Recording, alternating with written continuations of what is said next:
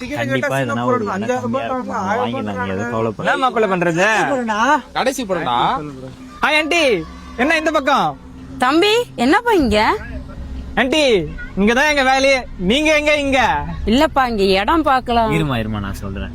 இல்ல ப்ரோ, இங்க இடத்த பத்தி எல்லாம் சொல்லுவாங்கல்ல, அதான் ஒரு இடம் வாங்கி போடலான்னு வந்தோம் ப்ரோ. நானு தங்கச்சி அம்மா. உங்களுக்கா?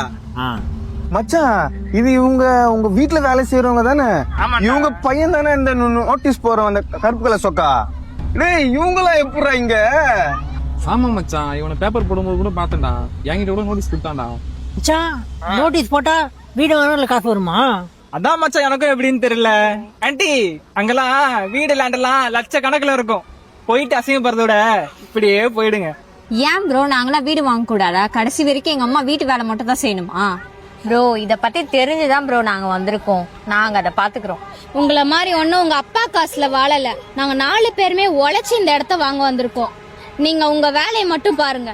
வாமா போலாம். ஏய் இல்ல ஒரு நிமிஷம்.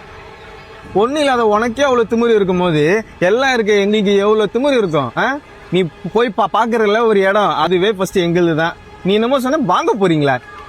நாங்க மனசு வச்சாதான் உன்னால அதை பார்க்கவே முடியும், அப்பமா தான் வாங்கவே முடியும். சரியா? இந்த இவ்வளவு திமிரு ஆகாதுமா, தெரியுதா? போங்க. ஆனா எதுவும் பேசக்கூடாதுன்னு சைலண்டா இருந்தேன். ஆனா நீ பேசுனதெல்லாம் என்ன பேச வைக்குது ப்ரோ.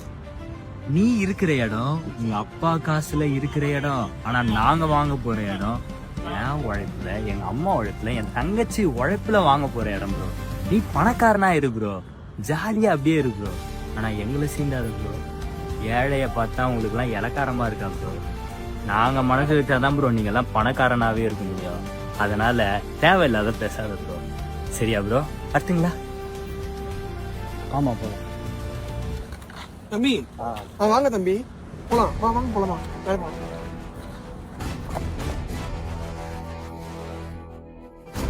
மச்சான் என்னடா அவ்வளவு பெரிய கம்பெனி ஓனர் இவனை கூட்டின்னு போறாங்க, என்னடா நடக்குதுங்க? ஒண்ணுமே புரியல. அதான் மச்சான் எனக்கும் தெரியல. அவன் பாட்டுன்னு வரான், கையை கொடுத்துட்டு போயினுக்கிறான். ஆமா இப்போ சொல்லுங்க, நான் மட்டும் தான் பேசி நிக்கிறேன், எதுவும் பேசாம கம்முனே இருக்கிறீங்களாடா? எங்களுக்கே ஒண்ணும் புரியலடா.